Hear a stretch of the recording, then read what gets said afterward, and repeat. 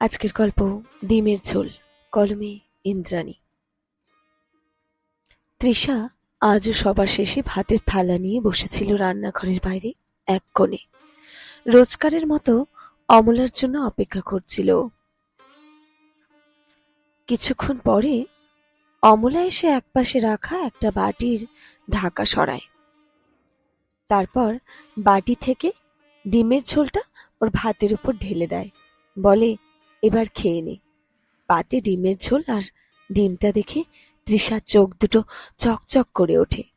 ওর খিদেটা যেন নতুন করে চাগার দিয়ে ওঠে। কিন্তু তাও সঙ্গে সঙ্গে খেতে শুরু করে দেয় না। ও অপেক্ষা করে। ভাতটা নাড়াচাড়া করতে করতে ও অপেক্ষা করে যেন অমলার চলে যাওয়ার জন্য। অমলারও অবশ্য তাড়া ছিল। একেই তো এ বাড়িতে 10-10টা লোক, আর তাদের পছন্দ ও এক এক রকমের। ফলে সকলের বায়না মতো সব রান্না বান্না করার ঝামেলা একদিকে, আর অন্যদিকে এই তৃষা নামের মেয়েটা। এখানে আসার প্রথম দিন থেকেই তৃষা এবাড়ির কর্ত্রী তথা বড় গিন্নির নেক নজরে নেই। তাই তার জন্য দাঁড়িয়ে থেকে সময় নষ্ট করতে অমলা একেবারেই রাজি নয়। নেহাত আর সবার মতো তৃষাকে খেতে দেওয়ার ভারটাও তার উপরেই এসে বর্তেছে। অমলা বিরক্তি মেশানো একটা দৃষ্টি নিয়ে তৃষার দিকে তাকায় আর রুক্ষ স্বরে বলে, খেয়ে উদ্ধার কর এবার। বসে আছিস কেন হতভাগী? যাতে ডিমটা বড় গিন্নির নজরে পড়ে যায় সেই জন্য? তৃষা চুপ করে থাকে, কোনো উত্তর দেয় না। তবে তাড়াতাড়ি হাত দিয়ে থালার ওপর থাকা ডিমটা আড়াল করে। যত সব আদিক্ষেতা! যেখানে খেয়ে নিলেই ঝামেলা চুকে যায় সেখানে হাত দিয়ে আড়াল করা হচ্ছে। অমলা অপমানে গজগজ করতে করতে চলে যায় তৃষার সামনে থেকে। এদিকে অমলা চলে যেতে তৃষার মুখে হাসি ফোটে। অমলার সামনে যা করতে পারছিল না সেটা এবার করে। ভাতের থালাটা তুলে ধরে নিয়ে আসে মুখের কাছে। তারপর প্রাণ ভরে ঘ্রাণ নেয়। ডিম আর ডিমের ঝোলের সুগন্ধে যেন ম ম করছে চারিদিক। তৃষার জিভে জল আসে। ও এবার থালাটা সাবধানে নামিয়ে রাখে। তারপর ডিমের ঝোল দিয়ে সব ভাতটা মেখে নিয়ে এক গ্রাস ভাত মুখে তোলে।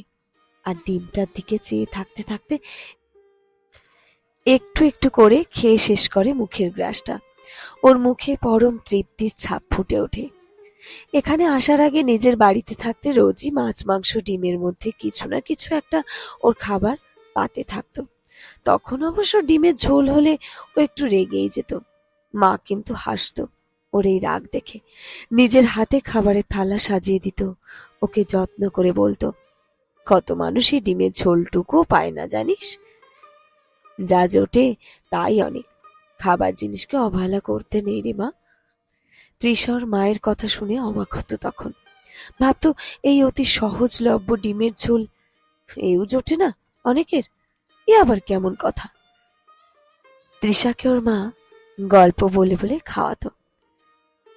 বিশেষ করে যেদিন ওদের বাড়িতে নিরামিষ রান্না হতো সেদিনগুলো।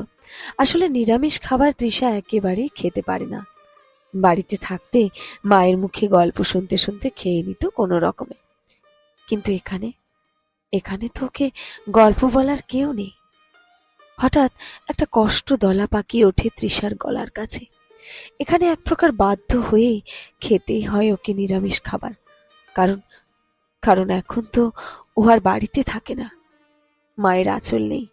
এখানে ওর মাথার ওপর একটা দুর্ঘটনায় মা আর দিদিকে হারিয়ে এখন ও যে অনাথ, আশ্রয়হীন আর সহায় সম্বলহীন হয়ে দূর সম্পর্কের এক আত্মীয়ের বাড়িতে আশ্রিত আছে।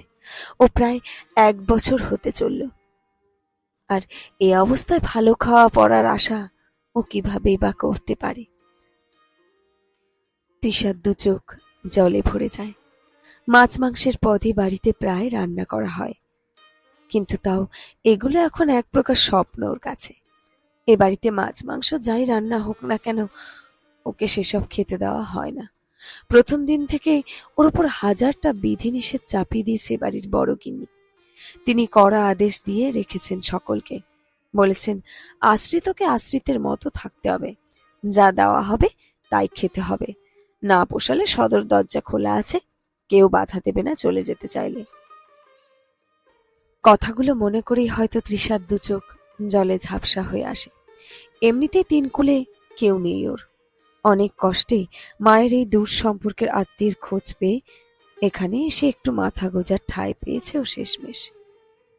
এখন এই ঠাঁই ছেড়ে আর কোথায় বা যাবেও। কান্নাটা চাপতে চাপতে আর এক গ্রাস ভাত মুখে তোলে তৃষা। খিদের মুখে সামান্য ডিমের ঝোল দিয়ে মাখা ভাতও যেন অমৃত বলে মনে হয় ওর কাছে। অমলাদের রান্নার হাত সত্যি চমৎকার। এ বাড়িতে এসে থেকে দেখেছে তৃষা এ বাড়ির রান্নার লোক অমলাদি একা হাতেই সব রান্না বান্না করে, খেতে দেয় সবাইকে, আর খুব মেনে চলে বড় গিন্নিকে।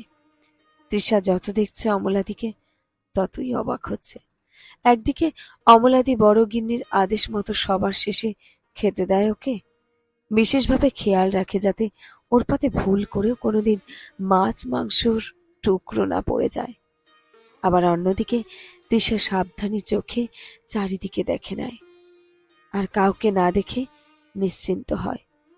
ও অমলাদি সম্পর্কে এমন একটা কথা জানে যে কথাটা কেউ জানে না, আর সে কথাটা হলো বড় গিন্নির সব কথা মেনে চললেও কখনো সখনো অমলাদি বড় গিন্নির নজর এড়িয়ে লুকিয়ে লুকিয়ে ডিমের ঝোল রাঁধে ওর জন্য আলাদা করে, আর আজকের মতোই ওর পাতে তুলে দেয় আস্ত একটা করে ডিম, যেটা অমলাদি এ বাড়িতে সবার অলক্ষ্যে নিয়ে আসে আঁচলের আড়ালে, নিয়ে আসে নিজের পোষা হাঁস মুরগির ঘর থেকে।